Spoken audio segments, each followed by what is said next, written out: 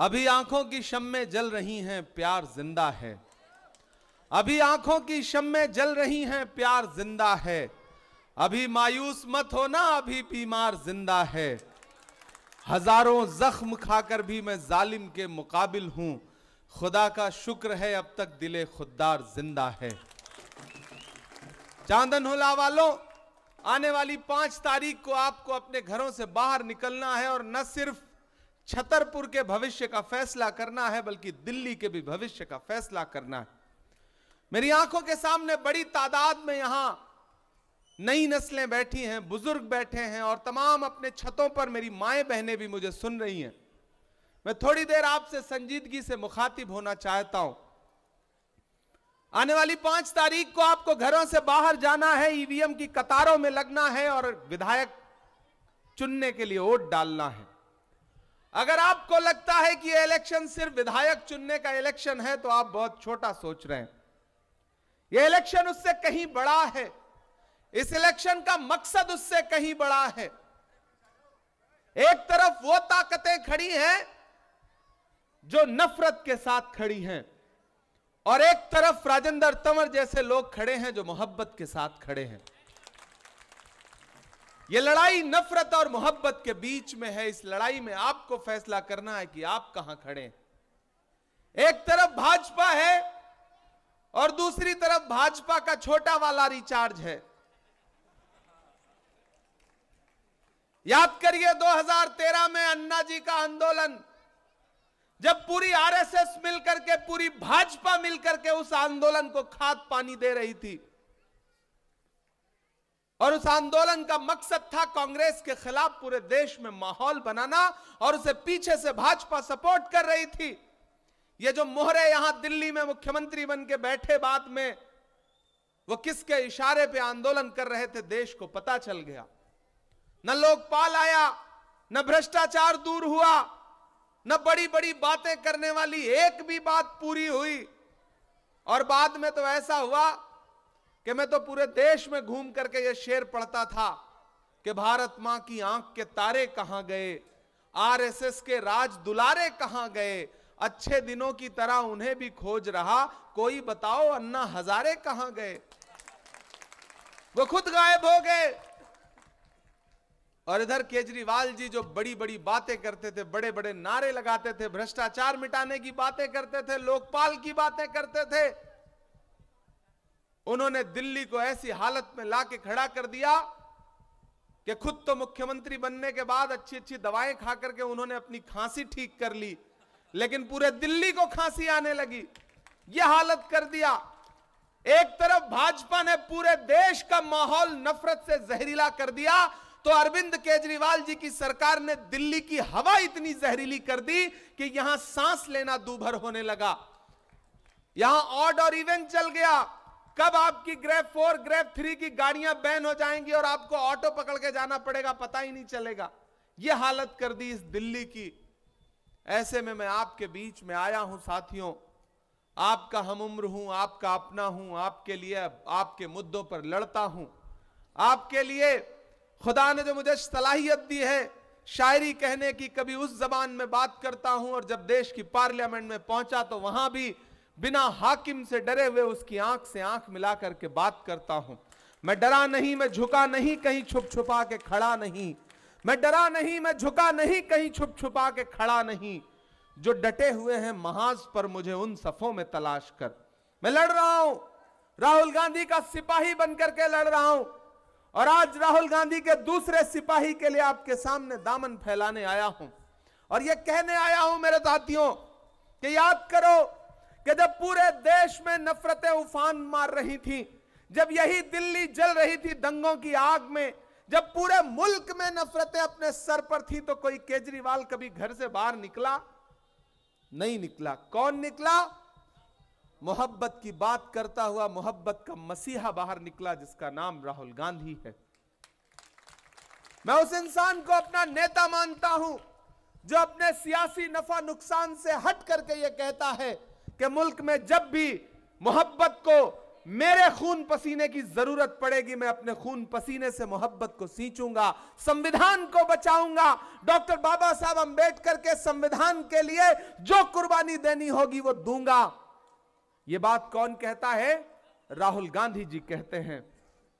आप याद करिए, आज से 3 साल पहले जब कन्याकुमारी में समंदर के किनारे खड़ा होकर के एक शख्स कह रहा था कि मैं कन्याकुमारी से कश्मीर तक 4000 किलोमीटर पैदल चलूंगा और एक नारा लगाऊंगा कि नफरत छोड़ो भारत जोड़ो, नफरत के बाजार में मोहब्बत की दुकान खोलनी है। मैं चला हूं राहुल गांधी के साथ, मैंने देखे हैं राहुल गांधी के पांव के छाले। जब मैं राहुल गांधी के साथ चलता था कन्याकुमारी से कश्मीर के सफर पर, तो मुझसे मीडिया के साथी कहते थे कि इमरान साहब आप तो शायर हैं, आप राहुल गांधी के कंधे से कंधा मिलाकर चल रहे हैं, क्या कहेंगे? तब मैं कहता था कि जो हर जालिम से टकराएगी वो आंधी बनाऊंगा, जो हर जालिम से टकराएगी वो आंधी बनाऊंगा। नए अंग्रेज आए हैं, नया गांधी बनाऊंगा। मैं चला हूं राहुल गांधी के साथ। मेरे भाई, मुझे आपसे बस ये कहना है कि यहां आने पे मुझे पता चला कि जो कल तक आम आदमी में थे वो आजकल खास आदमी में हैं, जो पहले भाजपा में थे वो आम आदमी में हैं। किसकी टोपी किसके सर पे पहनाई जा रही है पता ही नहीं चल पा रहा है, बस टोपियां बदल गई हैं। जिस टोपी पे भाजपा लिखा था वो आम आदमी वाले ने पहन ली है, और जिस पर आम आदमी लिखा था वो भाजपा वाले ने पहन ली है। लेकिन इस टोपियों की अदला बदली में आपको जो टोपी पहनाने की कोशिश की जा रही है वो आप समझ पा रहे हो? ये बहुरूपीय लोग हैं, ये बहुत बहुरूपीय लोग हैं। मैं हमेशा अरविंद केजरीवाल को नरेंद्र मोदी जी का छोटा रिचार्ज बोलता हूं, इसलिए मेरी आपसे गुजारिश है कि इस बार किसी झांसे में मत आइए, किसी झांसे में मत आइए।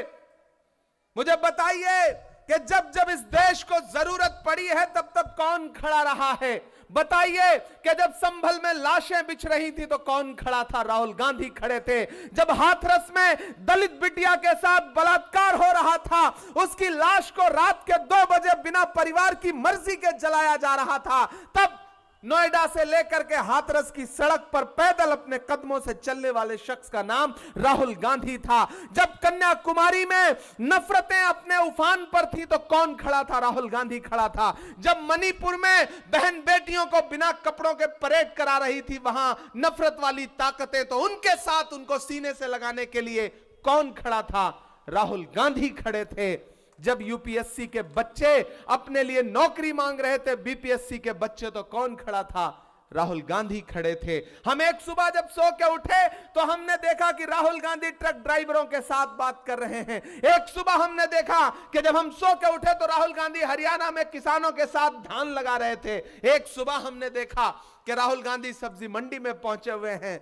आपको तय करना है कि झूठ बोलने वालों के साथ खड़े हैं या सच्चाई के साथ देने वाले के साथ खड़े हैं। यह लड़ाई नफरत और मोहब्बत के बीच में है, यह लड़ाई सच्चाई और झूठ के बीच में है।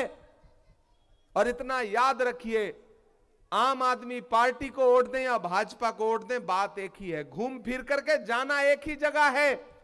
ऐसे में कांग्रेस पार्टी ने भाई राजेंद्र सिंह तंवर जी को आपके बीच में आपका प्रत्याशी बना करके भेजा है, तो मैं आपके बीच में आया हूं और खास तौर से अपने समाज के लोगों से अपील करना चाहता हूं कि अगर संभल के मुद्दे पर राहुल खड़ा है, अगर दिल्ली जल रही है और मोहब्बत का पानी लेकर के आग को बुझाने के लिए राहुल गांधी खड़े हैं, अगर हाथरस में बिटिया जलाई जा रही है तो उसके खिलाफ राहुल गांधी खड़े हैं, संविधान लेकर के राहुल गांधी खड़े हैं, कन्याकुमारी से कश्मीर तक राहुल गांधी खड़े हैं, तो फिर अपना एक भी वोट किसी बहुरूपीय को देने का मतलब है आप अपने जमीर के साथ नाइंसाफी करेंगे। मैं आपसे यह गुजारिश करना चाहता हूं चांदनहुला के साथियों कि राजेंद्र सिंह तंवर बाबू आपके अपने हैं, आपके सुख दुख में खड़े रहते हैं। जब ये कॉरपोरेटर रहे तब भी आपकी सेवा की इन्होंने, आपके लिए लगातार मुद्दों पर लड़ते रहे। और मैं आज ऐसे ही नहीं आया हूं, मुझसे राहुल गांधी जी के यहां से कहा गया कि इमरान छतरपुर जाइए, बहुत शानदार चुनाव लड़ रहे हैं राजेंद्र बाबू। जाइए, लोगों को यह समझा करके आइए कि अपना वोट बर्बाद मत करिए। अगर आप चाहते हैं कि नफरत वाली ताकतें हटें, आप चाहते हैं कि भ्रष्टाचार करने वाले लोग हटें, तो फिर कांग्रेस के अलावा कोई विकल्प नहीं है। वो दिल्ली जो शीला दीक्षित जी की दिल्ली है, वो दिल्ली जिसमें कांग्रेस ने दिल्ली को सजाया और संवारा, वो जो बहुरूपियों के हाथ में गई है, उस दिल्ली को बचाना पड़ेगा। उस दिल्ली को फिर से कांग्रेस पार्टी के हाथ में लाना पड़ेगा। इसलिए मेरी आपसे गुजारिश है कि राजेंद्र बाबू को हाथ के पंजे के सामने वाला बटन दबा करके 5 तारीख को इन्हें असेंबली पहुंचाइए। राजेंद्र जी को दिया गया आपका एक वोट सिर्फ राजेंद्र सिंह तंवर को नहीं मिलेगा, मोहब्बत के उस मसीहा को मिलेगा जिसका नाम राहुल गांधी है। डॉक्टर बाबा साहब अंबेडकर के सच्चे अनुयायी मल्लिकार्जुन खड़गे जी को मिलेगा। इस देश में महिलाओं की आवाज बनकर के बोलने वाली प्रियंका गांधी जी को मिलेगा। और राजेंद्र सिंह तंवर को दिया गया आपका एक वोट इमरान प्रतापगढ़ी पे आपका एहसान होगा। ये आपसे कहने आया हूं। ये जो इलाका है,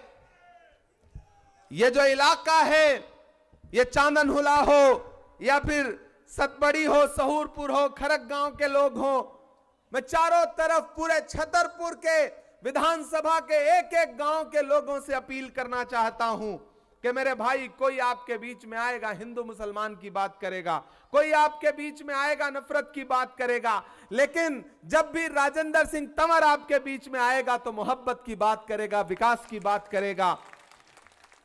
मैं तुम्हें अपने उसूलों की कसम देता हूं, मैं तुम्हें अपने उसूलों की कसम देता हूं।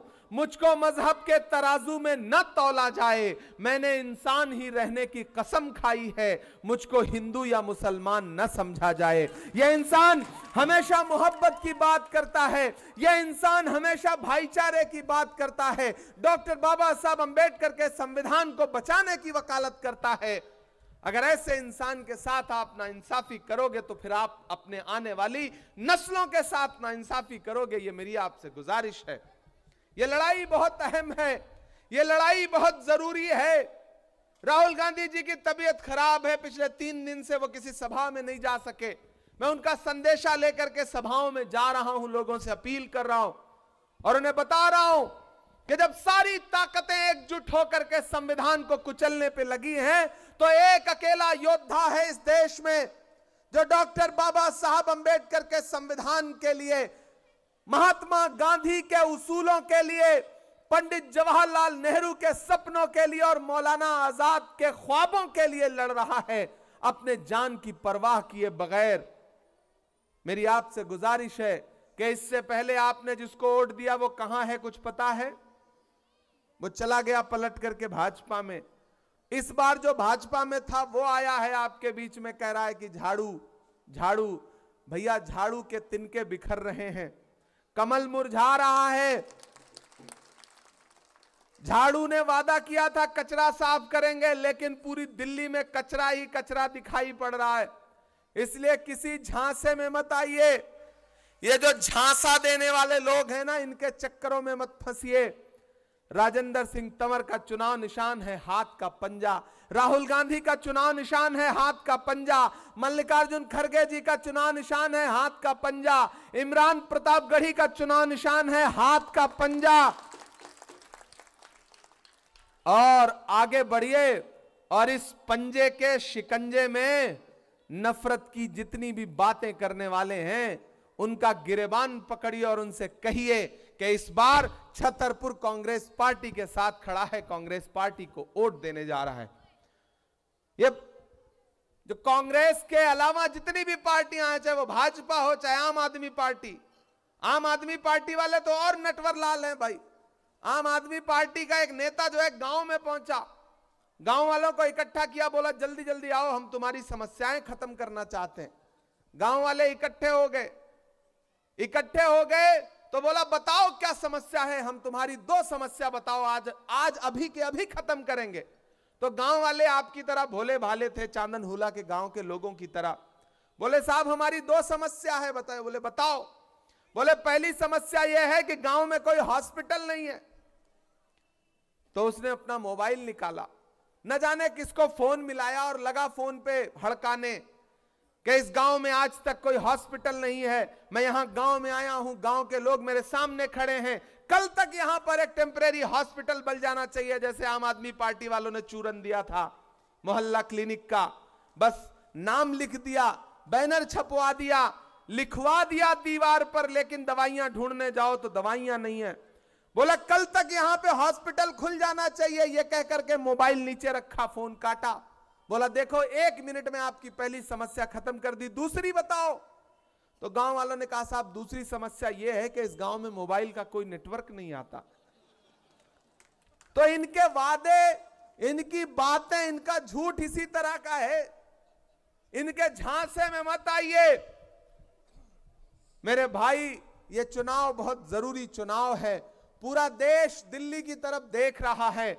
ऐसे में आपको एक बार फिर से कांग्रेस के साथ खड़ा होना पड़ेगा। मैं आपके बीच में यह अपील करने आया हूं, आने वाली 8 तारीख को जब रिजल्ट आएगा तो पूरी दिल्ली में जो सबसे पहली सीट होगी जिस पर मेरी नजर होगी वो छतरपुर होगी। और मुझे पूरा यकीन है कि आप राजेंद्र सिंह तंवर जी को चुनाव जिता करके असेंबली पहुंचाएंगे, इन्हें विधायक बनाएंगे और ये फिर असेंबली में खड़े होकर के आपके मुद्दों पर लड़ेंगे। और इस इलाके के लिए, इस गांव के लिए इन्होंने जो वायदा किया है, ये इस वायदे को पूरा करेंगे। आप इन्हें जिता करके असेंबली पहुंचाइए, ये असेंबली में आपके मुद्दे उठाएंगे। मैं देश की पार्लियामेंट में बैठता हूं, आपका भाई आपकी दुआओं के भरोसे देश की सबसे बड़ी पार्लियामेंट में, राज्यसभा में बैठता है। आपके मुद्दों के लिए जरूरत पड़ेगी तो यह विधानसभा में उठाएंगे और मैं देश की संसद में उठाऊंगा, यह मैं आपसे वादा करता हूं। एक जिताइए, एक साथ में फ्री पाइए, इससे अच्छा ऑफर कुछ हो सकता है क्या? विधायक जिताओ, सांसद साथ में फ्री पाओ, ऐसा ऑफर तो आज तक किसी ने नहीं दिया होगा ना। इन्हें जिताइए, भाई को असेंबली में पहुंचाइए। इंशाल्लाह मैं फिर आपसे बात करने के लिए दोबारा आऊंगा, मुझे अगली सभा के लिए पहुंचना है। अच्छा, चौकीदार वाली सुनानी पड़ेगी, डराने से डर जाएंगे। ये देखिए बड़े बहादुर बहादुर लोग बैठे हैं भाई। कहां सोया है चौकीदार, कहां सोया है चौकीदार, गैस सिलेंडर की कीमत भी 1000 के पार, कहां सोया है चौकीदार, कहां सोया है चौकीदार, पेट्रोल और डीजल भी देखो रहा सैकड़ा मार, कहां सोया है चौकीदार, कहां सोया है चौकीदार। के चाय, अच्छा एक चाय बेचता है, दूसरे ने शराब बेची, होड़ लगी हुई है दोनों में कि चाय बेचने वाला पूरा भारत बेच रहा है। कंपटीशन दरअसल दोनों के बीच में है, मोदी जी और केजरीवाल के बीच में। दोनों एक दूसरे को पछाड़ने में रहते हैं, झूठ बोलने के मामले में, मूर्ख बनाने के मामले में। और दोनों मतलब इतने भेष बदलते हैं ना कि आप हैरत में पड़ जाओ। एक ने जब चाय धुआंधार बेची और चाय बेच बेच के प्रधानमंत्री बन गए, तो फिर इनको लगा कि लाओ हम शराब बेचते हैं। तो ये पंक्तियां पढ़ता हूं कि चाय बेचने वाला पूरा भारत बेच रहा है, इसी काम में हासिल उसे महारत बेच रहा है। कि रेल बिक गई, तेल बिक गया, बिका हवाई अड्डा, सब कुछ बिकता देख के खुश हैं अपने जेपी नड्डा। कि जनता महंगाई की मारी करती हाहाकार, कहां सोया है चौकीदार, कहां सोया है चौकीदार, कहां सोया है पलटी मार, कहां सोया है पलटी मार।